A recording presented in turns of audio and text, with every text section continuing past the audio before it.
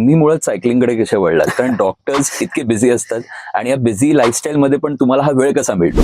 तेव्हा कोणती मला सांगितलं की आता तू वॉकिंग करू शकत नाही जास्त, कारण तुला बॅक पेन होतंय, तर सायकल सुरू कर. आता तेव्हा मी सायकल घेतली, फर्स्ट सायकल, आणि तेव्हापासून जे रोग लागलेले आहेत अजूनपर्यंत सुटत नाही. सायकलिंग जेव्हा लहान मुलं करायची आधीच्या काळातली, तर त्यांच्यात तुम्हाला एक तो फरक दिसायचा की त्यांची कॉन्सन्ट्रेशन लेवल वाढलेली असते किंवा त्याला त्यांचा अभ्यासात पण उपयोग होतो? कुठेही तुम्ही एक्सरसाइज करता तेव्हा 1 महिना 2 महिन्यात तुम्ही बोर होणार, आणि इफ यू बोर झाला तुम्ही तर तुम्ही ते सोडून देणार. तर सायकलिंग कसं आहे, it's a very enjoyable exercise.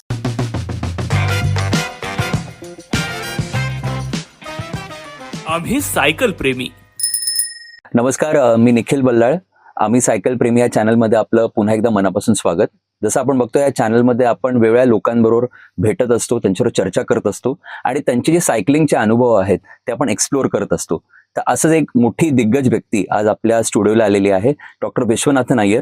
ते बाय प्रोफेशन न्यूरोलॉजिस्ट आहेत, पण ते सायकल प्रेमी आहेत. ते सायकलिंग करत असतात, अनेक वर्ष सायकलिंग करतायत आणि विविध उपक्रमात ते सहभागी देखील झालेले आहेत. आणि सर्वात महत्त्वाचं म्हणजे ते बायसायकल मेयर देखील आहेत मुंबईचे.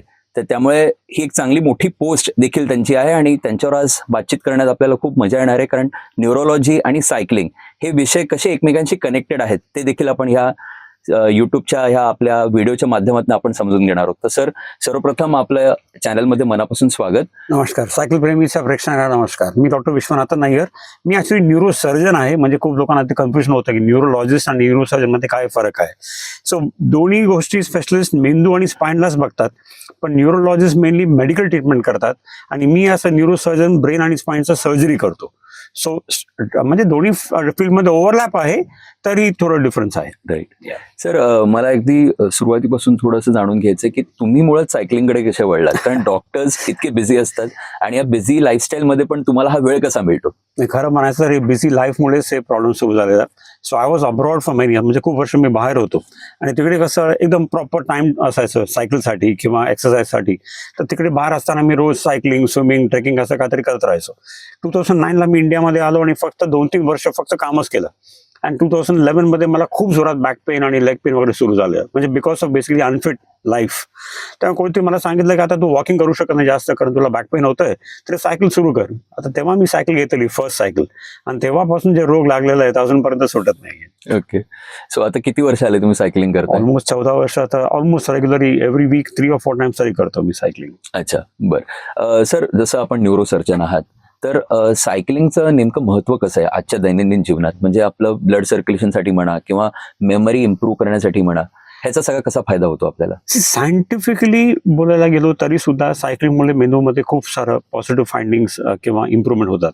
मेंदूची रक्तप्रवाह वाढते, मेंदूमध्ये जे न्यूरॉन्स असतात त्यांचे प्रमाण किंवा प्रोडक्शन जास्त वाढतो, आणि बिटवीन न्यूरॉन जे कम्युनिकेशन असतं ते सुद्धा because of cycling and physical exercise ते खूप जास्त वाढतं. So there is a direct scientific relationship, म्हणजे सायकलिंग आणि मेंदूचं इम्प्रूव्हमेंट मध्ये सायंटिफिकली प्रूव्ड रिलेशनशिप आहे. म्हणजे तुम्ही हे काही असे अनुभव पण तुम्ही आले असेल तुम्हाला, म्हणजे खास करून तुमच्या कसं patients मध्ये? बेसिक म्हणजे physical fitness, mental fitness, happiness quotient, and group event जेव्हा आपण करतो तेव्हा तुम्ही दुसऱ्या लोकांना भेटतात आणि ते हॅपीनेस कोशंट जे असतं ते सुद्धा वाढतं.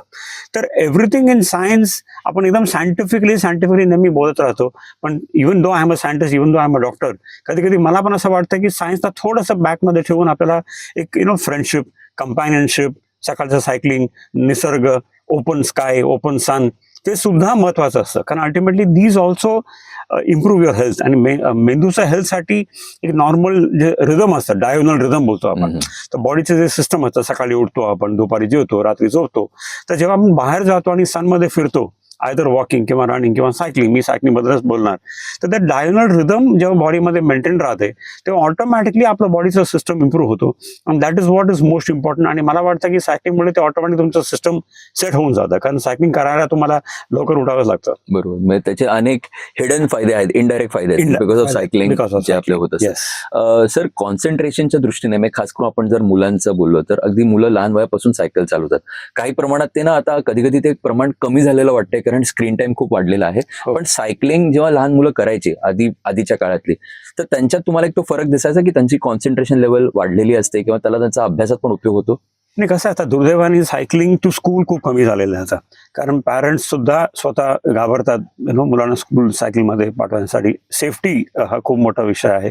आणि मला तरी असं वाटतं की मी जेव्हा शाळेत जायचो तेव्हा ऑलमोस्ट एव्हरी स्टुडंट सायकलमध्ये जायचो. ओके, आणि वॉकिंग किंवा सायकल, पब्लिक ट्रान्सपोर्ट किंवा ऑटो किंवा कार वगैरे व्हेरी रेअरली असं असायचं. तर सायकलिंग मुलांसाठी 3-4 गोष्टीसाठी इम्पॉर्टंट आहे. एक तर फिजिकल डेव्हलपमेंट होतो. सेकंड, सायकलिंग करताना तुम्हाला आय, हँड, बॉडी कोऑर्डिनेशन लागतं. तर मुलांचं जे डेव्हलपमेंट होतं ओव्हरऑल फिजिकल आणि मेंटल डेव्हलपमेंट, त्याच्यासाठी सुद्धा cycling is very important. And third, मुलांना एक सेल्फ इंडिपेंडन्स येतो. म्हणजे मी स्वतः स्कूल जातो आणि परत येतो. तर हे सेल्फ प्राईड किंवा सेल्फ इंडिपेंडन्स तुम्ही म्हणा, दॅट इन्क्रीजेस. आणि त्याचं फ्युचरमध्ये सुद्धा त्याचा कॉन्फिडन्स लेवल वाढतो. As a student, as a later college student किंवा वॉट एव्हर. जेव्हा त्याचे कॉन्फिडन्स वाढणार तेव्हा ऑटोमॅटिक त्याच्या लाईफमध्ये सक्सेस सुद्धा जास्त होईल. बरोबर.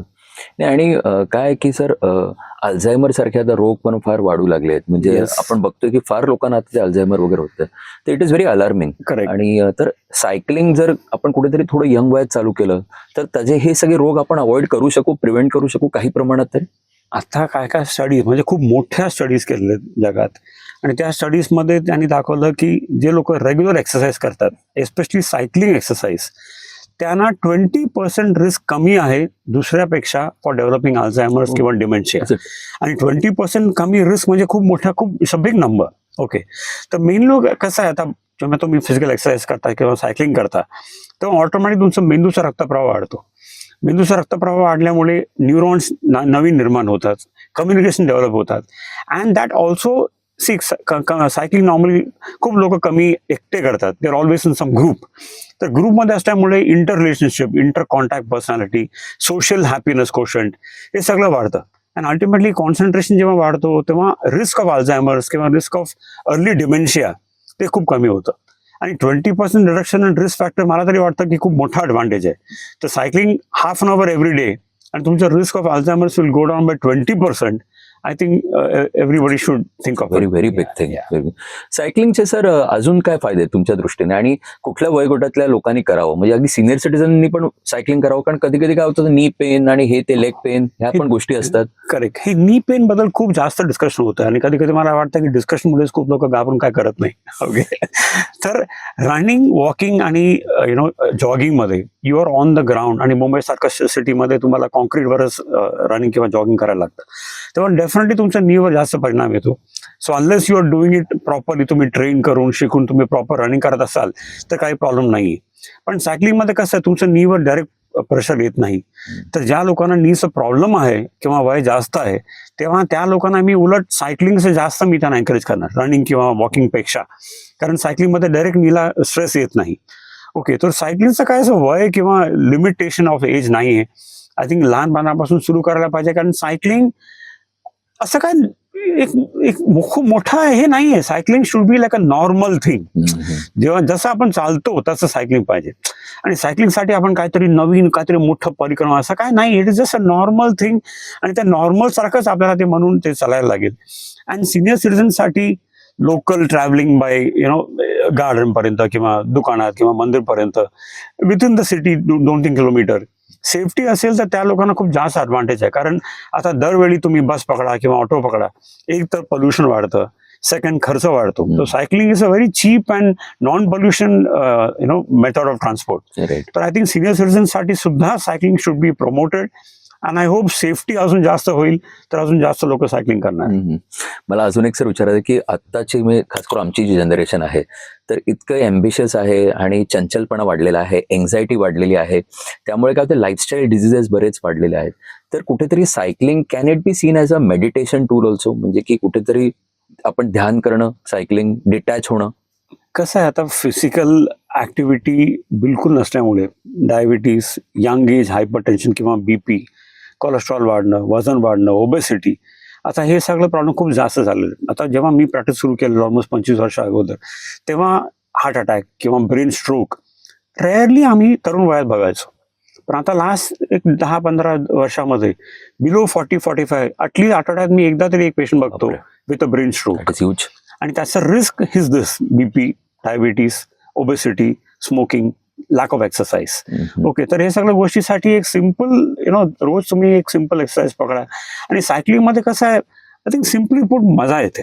That is the important thing. आता कुठेही तुम्ही एक्सरसाइज करता जेव्हा 1 महिना 2 महिन्यात तुम्ही बोर होणार, आणि इफ यू बोर झाला तुम्ही तर तुम्ही ते सोडून देणार. तर सायकलिंग कसं आहे, it's a very enjoyable exercise, आणि त्याच्यामुळे तुमचं ते लॉंग टर्म कमिटमेंट राहणार आहे.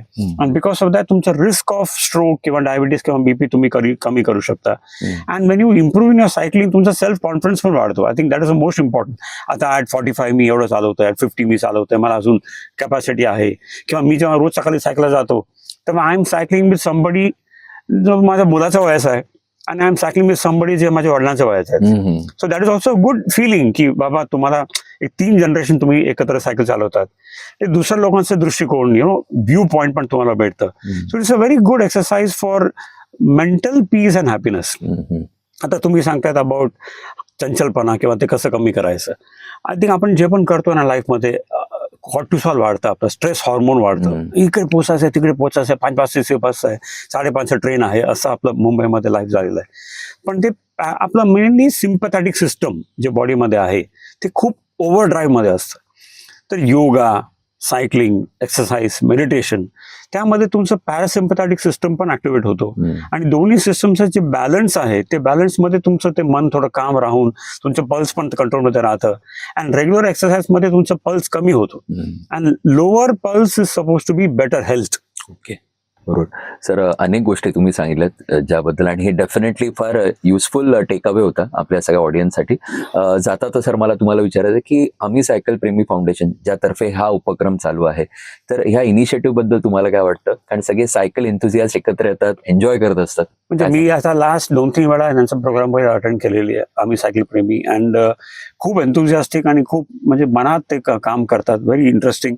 अँड वन इम्पॉर्टंट फोकस मला असं चांगलं वाटतं की ते यंग एज सुरू केलं. म्हणजे त्यांनी टार्गेट केलेलं ऑडियन्स यंग एज, म्हणजे स्कूल पासून, कॉलेज पासून आणि मग. सो आय थिंक यंग जनरेशनला इम्प्रूव्ह करणं इन सायकलिंग इज इम्पॉर्टंट, कारण that is the future of our country.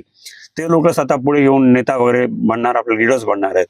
तर यंग एजमध्ये त्यांचं सायकलिंगमध्ये इंटरेस्ट काढून घेणं आणि मग त्यांना फोकस करून both as environment, fitness, health, pollution, असं मला तरी वाटतं की cycle is the cheapest invention for solution to everything. हो, कारण पोल्युशन तुम्ही सांगा, हेल्थ तुम्ही सांगा, पार्किंग सांगा, ट्रॅफिक प्रॉब्लेम सांगा, कुठलाही विषय तुम्ही घ्या तर एक सिम्पल सोल्युशन आहे cycle. So I think the foundation आम्ही सायकल प्रेमी is doing a very good job of encouraging young children and youth, and the youth are the future. तर मला खूपच जास्त ऑप्टिमिस्टिक होप आहे की India will be a very good cycling country in the future. मला वाटतं, आणि जसं हर घर तिरंगा तसं हर घर सायकलिंग असायला पाहिजे. हर घरचं मेंबरकडे सायकल असायला पाहिजे. आणि ॲटलिस्ट लोकल डिस्टन्सेस जे असतात 2 to 5 किलोमीटर्स, म्हणजे तुम्ही स्टेशनपर्यंत जातात किंवा मार्केटला जातात, शॉपिंग करण्यासाठी, शाळेत जातात, that should be on cycle.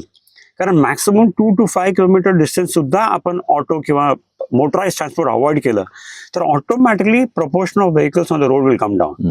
आपण फक्त ट्रॅफिकला कंप्लेन करतो पण स्वतः काय करत नाही, तर कसं ते होईल सोल्युशन? सो आपण जसं ऐकलं की सायकलिंगचे अनेक फायदे आहेत आणि सायंटिफिकली ते प्रूव्हन आहे. अनेक अनुभव त्यांनी आपल्याबरोबर शेअर केले. डॉक्टर, आपल्याबरोबर बातचीत केल्याबद्दल आमच्यावर खूप खूप धन्यवाद. खूप मजा आली आम्हाला इंटरॅक्ट करायला आपल्याशी.